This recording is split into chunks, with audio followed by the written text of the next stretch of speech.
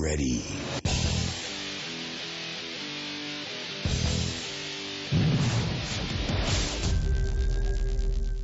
Welcome to another episode of Buff in the Rough. Today we'll hear from Josh Byars about his pick to win the 2025 World Hunt, learning by doing style hunts for kids and newcomers, and a whole lot more.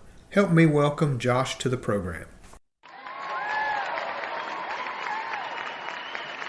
Well, hey Josh, how are you? I'm doing pretty good. Thanks for having me on tonight. Well, I appreciate you coming on. I'm looking forward to learning a little bit more about you and what you've been up to. And before we get started, though, for people who don't know Josh Byars, could you just tell us a little bit about yourself? Yeah, I'm just pretty much a simple guy. I'm just a country boy from Arkansas who grew up hunting and fishing thanks to my dad, and just kind of laid back. Once I started trialing, most people didn't know me. They just called me Merle because they knew my dog. But I think all my traveling, most people either know me or they know Merle. So, Tell us a little bit about people that influenced you as you were getting started. I mean, who kind of helped show you the ropes in this stuff? Well, I really didn't ever rabbit hunt before I started trialing. Beagles I had were for deer hunting. So, and trialing, we got a good community, and thank goodness, because I've had a lot of people influence me. Probably the two that got me going the most were Caleb Bivens and Douglas Qualls. Caleb, he talked to me on Facebook one night.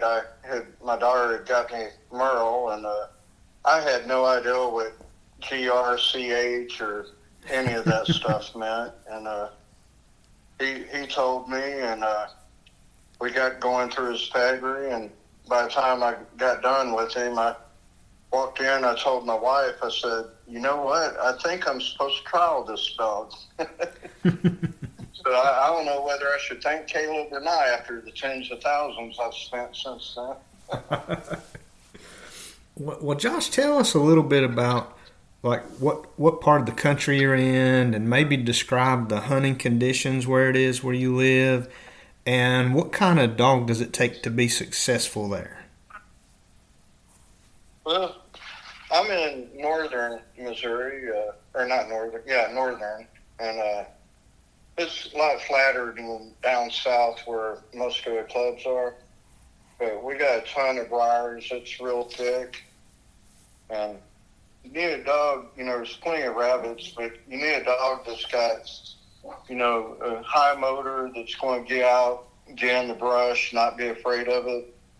Because the rabbits, most of them are sitting tight, If you got a dog that's just road running, you're going to have a long day. Mm-hmm. So get one with hard hunt, and a high motor, and you're halfway there. Mm-hmm. Well, Josh, tell us about some of your favorite hounds that you've had. You mentioned Merle, but could you talk about maybe some of your favorite hounds and tell their stories? Where'd they come from? What kind of dog are they? How they hunt? How they show? That kind of stuff. Yeah, I had my very first dog was Shorty. I got him after being in deer woods, hearing beagles run a deer and seeing them run one by me. I just loved it. I mean, right from the get-go. And I hounded my dad till he got me one. And that first one was Shorty. And I guess I was 9 years old. And he was 2 years old and already trained and everything. And me and that dog just had more adventures after school every day than I could ever remember. He was maybe 12 inches tall. That's why he was called Shorty. And that dog, all he cared about was hunting. He'd go out there, and he'd run rabbit and deer, but he'd go out, and he'd hunt until he found it, and he'd run for 30 minutes. And no matter what, between 30 and 35 minutes, he'd quit running, come back and check with me, and we'd go and get on another one. It was something else. I mean, I didn't train him to do that. I don't know if the guy did or what, but I think since his legs were so short, that the deer didn't like take off to the next county. They just kind of did big circles, you know. Mm-hmm. So I have no idea, but after that, I bred him to my friend's dog. I ended up meeting a guy in the woods where I run, and his same age as me. Luke May ended up being my best friend, and ended up breeding Shorty to his female Margie, and we got a couple of pups out. And boy, after school every day, there's like 1,500 acres in front of my house. We're the house on the last street, you know. Wow. And we're out there every day, you know. It didn't matter if it was 90 degrees or not. And went through that for a while, but you know, then like all things happen, you know, good dogs don't live forever. I guess about 16, and he passed away, and I just kind of, you know, lost my passion for it. And I had met Crystal, who's my wife of 30 years now, during that time, and Beagles just took a backseat, you know. Mm-hmm. I ended up not getting back into beagling for about 25 years. But we got time. I can tell you a story how I got into it. It's a pretty good one. Yeah, let's hear it.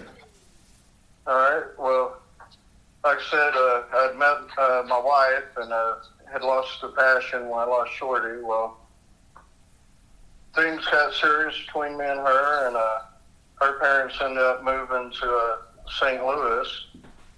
And I was a tough guy, so I sweated it out for about, you know, 6 weeks, and quit my job, sold the rest of my dogs and stuff, and moved up there. And we went a couple of years, then started a family, and next thing you know, it's 25 years later. I ain't ran a beagle or nothing. My daughter was visiting with my mom, and they're flipping through an old photo album, and she started seeing pictures of me with beagles, and came across a picture of Shorty, and I guess she decided she was going to buy me one. Well, she doesn't know nothing about trialing. I never trialed in my life, and what are the odds? She gets on the internet, and I'm sure you know Jason Mercer and Ray Lynn Mercer. She gets on the internet, and she gets a dog out of a kennel, a pup out of a kennel that Ray Lynn was nice and bred. Her friend's stud had passed away, so she bred Trouble to her female. And I ended up getting a pup out of Trouble. Wow. And then I ended up talking to Caleb, and that's how it all happened. Mm-hmm. So it was like it was meant to be, you know? Oh, yeah, that's a good story. That's a really good story. What are the odds of getting a pup out of Trouble, you know? A Jason Mercer pup. Mm-hmm. So, yeah, no, we did that, and me and Merle just see off from the beginning, and the people in it, seeing all the good hounds, I've been hooked from the start. Well, let's talk about some of those good hounds. What are some of the best hounds you've competed against? Oh, man, I knew you were going to put me on the spot with that one. I mean, I've traveled a lot. I mean, from Pennsylvania to here, and I tell you, I probably could fill a whole episode with the good dogs I've seen, but the ones that really stick out, I'm sure you know Cade down here in Missouri. Mm-hmm. That dog he is a beast. Hard hunt, great, just great speed. Just everything you want in a hound. Anytime I go up against him, I know I have my boot laces laced, tight. Mm-hmm. My buddy Douglas, he had a dog named Rowdy. I never competed against him, but I spectated and watched him. he was one heck of a hound. But, other than that, you can go Eli Watson with Opie. That I love everything about that dog. Mm-hmm. He's tough. You can always be safe saying anything to Butler's handle, Tank or Ranger, Mm-hmm. The last two that really impressed me were Jeremy Crapo's Winston dog.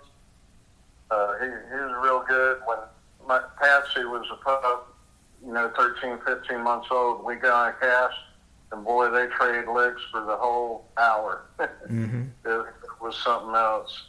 Another dog that did that was Kristen Bundy's Cooper dog. Mm-hmm. That dog's got some hard hunt, just a solid. What I love most about it, consistent. You know what you're going to get out of it every cast. Mm-hmm. And to wrap it up, a lot of people might not know this dog, but my club partner, my buddy Daniel Osborne, has a really nice female called Indy. She's the real deal, and she'll be out there here soon making a name. I guarantee it. Mm-hmm. Well, but, I want to ask you kind of. So you better stop me. Well, no, I don't want to stop you, but I want to kind of ask the Mount Rushmore question. If you could see 4 dogs go, whether they're dead or alive, dogs from the past or dogs that are currently living today, what 4 dogs would you like to drop down at the same time and watch them go? Well, I'll be honest with you.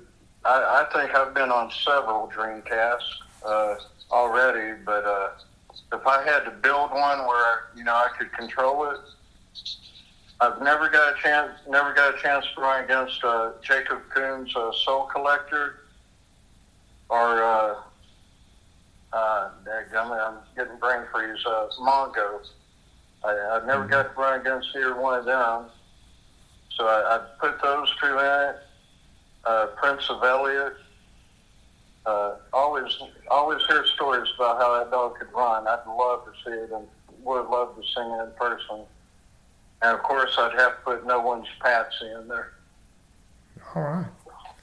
Well, who wins that cast? No doubt, No One's Patsy. I don't believe in the dog who's going to. I love it. Yeah. Now, Josh, you've hunted. You've hunted all. I love my dogs just because I gotta believe in them because they believe in me. Oh yeah, you gotta have confidence. Yep. Now you've hunted all over the country. You've hunted in local hunts. You've hunted in regional hunts. You've hunted in world hunts. So I know you've had to have some memorable experiences out there. Could you talk us through maybe some of your favorite memories? Yeah. I've got. Really, probably my favorite hunt memory was at the limb there with a good friend, Jason Snelson, and Brittany and Brody Neff were in the cast, and another guy. And for those that know down here, there's a great rhine ground called Hayden's, and there's a huge dozer pile there. And it's just, this one was probably before it broke down a little bit. I bet you it was 15 foot high, maybe a little less. Wow. And ran a rabbit right into it. And you hardly ever get a rabbit out of there. Dogs circling around, sniffing, going through it. Patsy goes right up to the top. And she starts sniffing, working her way through. And all you can see is little flashes of fur here and there. It's tight. She got about midway down, and out pops a rabbit, probably about 6 foot, jumps 6 foot from the thing, drops about 6 foot, and out pops Patsy right behind it. Wow. For a sight case. And that guy whose name I can't remember, he turned to me and he goes, "That dirty little chip." And I tell you, that's the best compliment I think I've ever got from her. That's a good story. I would have loved to got that on video. It was something to see, Mm-hmm.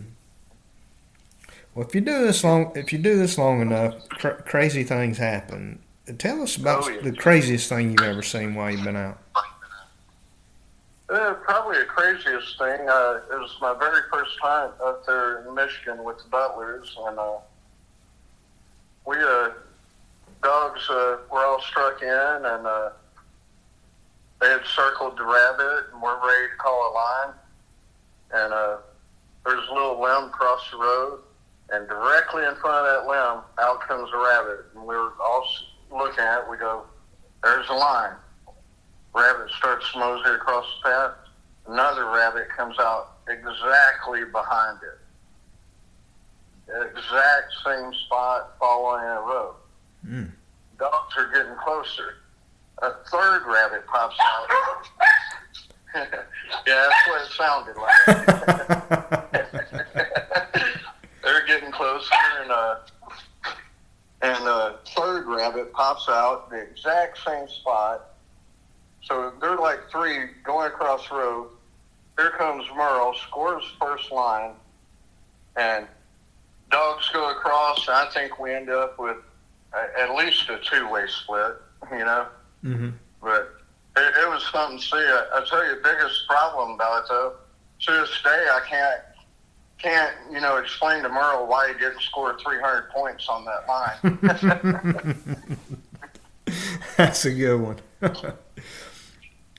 Josh, if you could build the perfect dog, I mean, if you could just order it online and it show up at your house, what would that dog look like, and what would they sound like, and how would they hunt? Well, I'm big on tricolors. I like that, so I'd start with tricolor. But it definitely have a good blockhead, good strong chest, straight legs.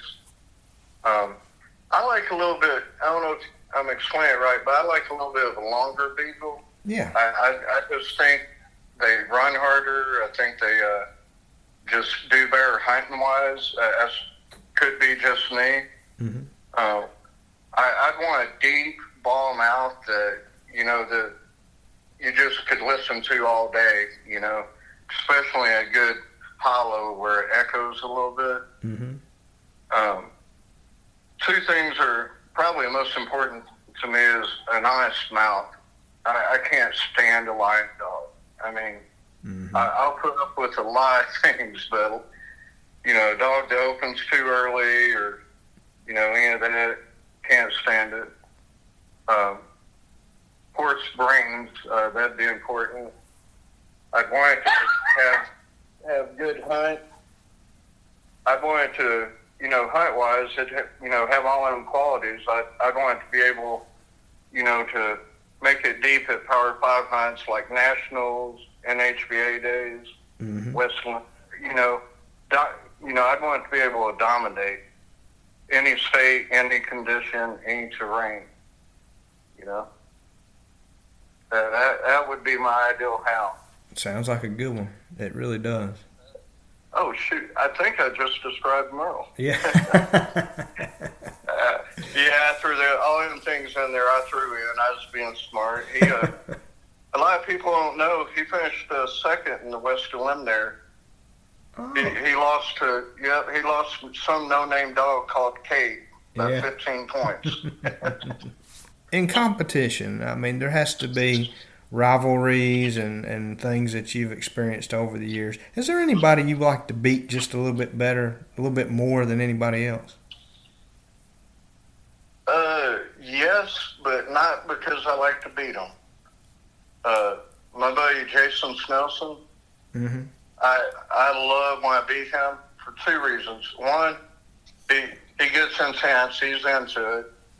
But the most important, if I win that cast, I know my dog put on one heck of a performance. I mean, right. I know my dog had to really shine if it somehow got a win. Because you just don't pick up many against him. Mm-hmm. Well, what's the nicest thing anybody's ever done for you while you've been competing? And that could be in the field, it could be at a show, but what's some good sportsmanship that you've seen? Well, I tell you, the Vandergriffs, Angie with show, I tell you, if she wanted to, she could win every single show. I don't have any doubt in my mind about that. she is good, but she puts just as much energy in helping the youth and everybody else, achieve success. Mm-hmm. So I definitely want to give a shout out to that. But for me personally, the thing that probably changed, made the most impact for me, my buddy Jason Snelson again. Me and him he's helped me a lot. But he introduced me to, I don't know if you know him, but Buddy and Sabrina Ray. Mm-hmm.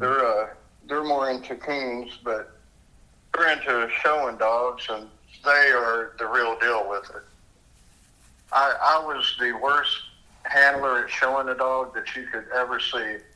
I mean, it was like I was paying $10 to find a new way to lose every week. I didn't know about gait. I didn't know about, I got that down, then show teeth and didn't show teeth and this and that. Well, he hooked me up with Buddy and Sabrina, and they just, from the first day, treated me like family, and just worked with Merle, got him where he showed better than he ever has, got me doing it right.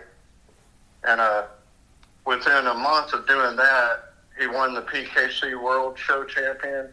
Wow. And then just recently UKC, which I think makes him the first and only dual show champion. But you'd have to fact check me on that. Wow, that's a great honor. I mean, that's pretty strong right there. Yeah. And to not show, but to be a Grand Hunting Beagle champion also that has finished in top 5, at Power 5. So I'm pretty happy with him. I'm blessed. Mm-hmm. Josh, if you could add or subtract or modify any of the existing rules, what would you work on? Well, I've thought about that, and to be honest, I'm not smart enough to change a rule because if you change this, it affects that, which affects this, and I'll leave just flat out changing a rule to smarter people. Mm-hmm. But if I could tweak one, it would be that the majority of the cast has to be struck in, and the cast has to agree the rabbit was up and running in order to claim a hole. Mm-hmm. I mean, that's what I would do, because personally, I just hate to see a grown man using a more vivid imagination than a little kid, just trying, anything they can to not mice their dog. Take it on the chin and move on, Mm-hmm. Mm-hmm. That's a good one. Yep. If you need help with a hound-related problem and you could only call one person, who would you call? It would be Mike Roy. Mm. Mike's helped me out immensely. I've called him a few times for different things, sometimes dog-related, sometimes not, but he's been helpful. And, you put me on the spot saying one, because there's several that have helped me. I mean, my buddy Daniel I talk to all the time, but Matt Turner, Michael Snyder, I mean, that's another thing that I could go all day on, because if we didn't have such a great community that's so helpful, I wouldn't still be trialing. I would have gave up for not understanding, Mm-hmm. Well, if you were out there looking for something to breed to, or you wanted a puppy or something like that, is there a particular bloodline you like, or a particular dog you like to see in a pedigree? No, I've never been real good at reading the pedigrees, so I just kind of I've been blessed where I could travel, I can look at dogs, and I've watched them hunt. So I kind of go first off of what I see in the field out of them, and then check the pedigree, and then try to go from there. But I definitely don't have one favorite line, because like Patsy, with good Lord willing, I'm hoping Hall of Fame her here shortly, and I think I got 4 different dogs in line to breed her too, and all 4 different bloodlines. Mm-hmm. Mm-hmm. Do you have a favorite part of the country you like to hunt in, or maybe a favorite club you like to go to? Yeah, unfortunately, I've only been there once because it's so far away. But if I could go every weekend, I'd go to Ronnie Brown's club up in, I think it's Mountain City, Tennessee. Mm-hmm. Just Jeff Stacy and his wife, Kristen, and Ronnie, and just everybody. It's just a good group of people and good running there.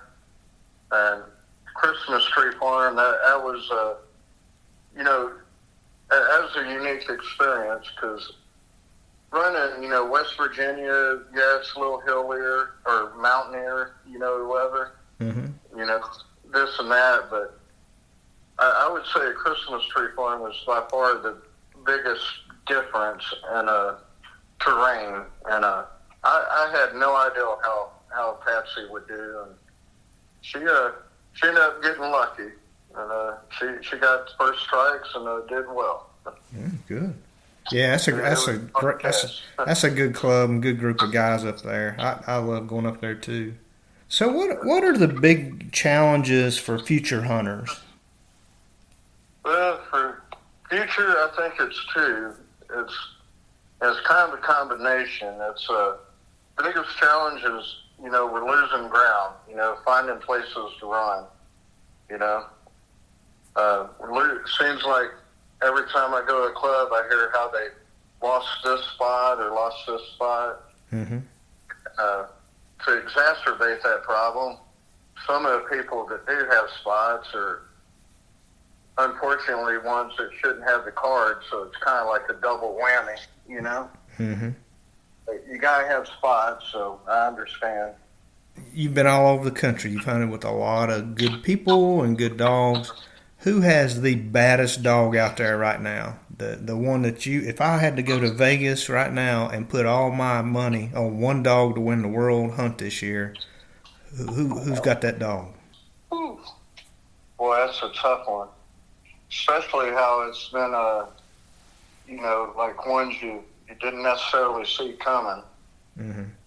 I tell you right now, not knowing, well, I guess the world's going to be in Ohio. We know that, right?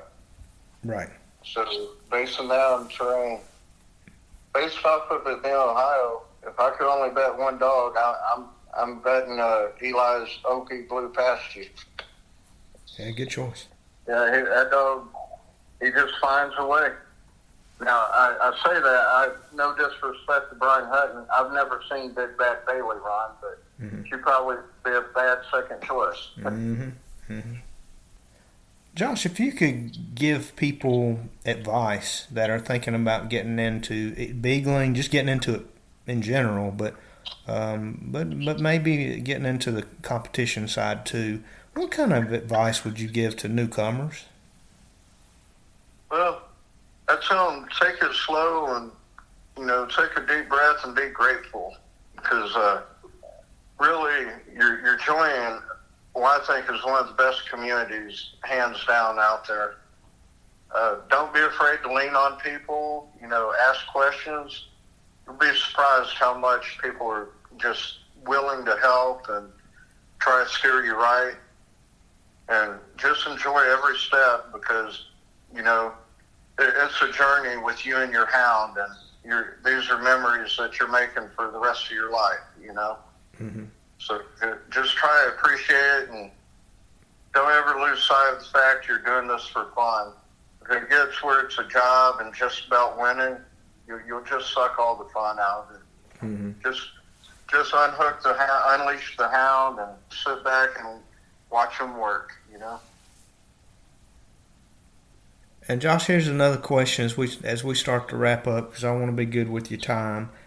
How do you think competition hunting will change in the future? I mean, do you think it'll rely more on technology? Do you ever see us using like some sort of GPS to score our dogs, or do you think we'll ever start hunting in large enclosures?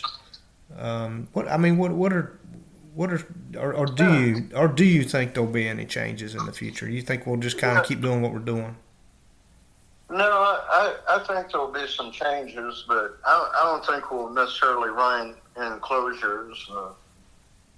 I don't see us ever scoring off GPS unless, they make advancements on it. But I can definitely see us using, track and train collars. That'll be something. And I can see us, start to, actually use technology like kind of like how we do at Nationals. There's only so many spots. Have a club where you can pre-register. They type in, a computer and do a computer-generated cast, so there's, it can do the, it can do the formula so it knows two owners can't have a dog in the same cast, all that. Mm-hmm. Mm-hmm. And you just have it, like they're already getting us set up where they have the thing we fill out. Just scan that barcode, that goes right in the system. Instead of sitting around 40 minutes waiting to, get the cast drawn, we can just read them out and go, Yeah, I like that. That's good. Yeah. Well, Josh, is there anything that I didn't ask you about that I should have, or is there anything else that you want to talk about or promote? I've got. I'm the vice president of the club here in Bowling Green, Missouri. Daniel's president of it. It's a good club. We've got great running grounds, good rabbits. I'd love to see people try to support us more. I know we're further away, like I am from the southern clubs. Mm-hmm. But if we could get people traveling and help us grow this thing so we can get our community involved in it more, that'd be awesome. And only other thing I'll say is, just try to, I'd encourage everyone to support the NHBA any way they can. They do a lot to help our youth hunters and even us grown-ups. I mean, NHBA helps out a lot. So Mm-hmm. I just encourage everybody to be thankful for the people, take their time to run it. And I can't speak for everyone, but from the bottom of my heart, I appreciate everyone on the board for everything they do to make our hunts, the NHBA hunts, successful the way they are. Well, that's good. Yeah, NHBA is a super organization, and they have a Facebook presence. You can find out more information online. But let's talk about your club. If people are interested and they're passing through Bowling Green, Missouri, how do they find out about your club, or where can they get more information? Well, it's on the UKC hunting event sites. Okay. But if you go on Facebook and message me, I'll definitely, me or Daniel Osborne, we'll both get right back to you, answer any questions. We do some mock hunts for beginners. We're just eager, people are trying to start out. We have no problem, taking them out, teaching them the rules before actual trial. Or if they just want to show up, spectate, that's fine. Or if they join in, we'll educate them step by step as the trial goes. Well, we understand if you don't help grow the sport, it's not going to last. True words. But Josh, you brought up a good point, and I want to spend just a minute on it if you have it. You talked about mock hunts. So it's my understanding that you'd bring in someone who's maybe never been to a competition, that's interested in it, and you take them out in the field and you mock up. I mean, you go through all the motions of being on an actual competition hunt. You keep score. Is that kind of what happens, and it just you just learn by doing? Yes, we go through it, and the only thing we do a little different is if they have a question. We'll take time, to go over that and make sure they understand it before we move on, Mm-hmm. So we might not call time out quite as tight as, as we would in a real cast, but we do all the scoring situations and the handling and all that exactly the same way. I think that's terrific. I really do. So many people, kids, but also adults that maybe they've been just rabbit hunters their whole life. They just have done it for putting food in the pot, and they've never done a competition hunt before, but they're interested and they're intimidated by it. I think this is a great way to get them out there. It's something Daniel came up with, and he's done it, and he's definitely the right man for the job, because he knows his hounds and he knows the trial, and he's a good people person. He's a great face for UKC, so I know we're going to get the club built up. But I did just remember something that, if you'll indulge me, people influenced me, because it's got me thinking. Mm-hmm. After I talked to Caleb and Douglas, I went to a trial. Out running where we run at Whiteside, I ran a good friend of mine, Mark Schiffer, and he used to trial back when David Tipton and them did, and I actually bred Merle to one of David's dogs not too long ago. But Mark just took me under his wing, and he helped me, learn to run dogs in a pack, and he's just been solid for me. I could bounce any idea, tell him about a hunt, and he's just there to listen, mm-hmm. and give his advice. So I almost forgot that one. Well, Josh, I really appreciate you taking so much time out tonight and sharing your story, telling us a little bit more about your hounds, and I thank you for coming on. But I appreciate it. I want to thank you for putting your time and effort in these podcasts, because it really helps the Beagle community, and I thank you for it.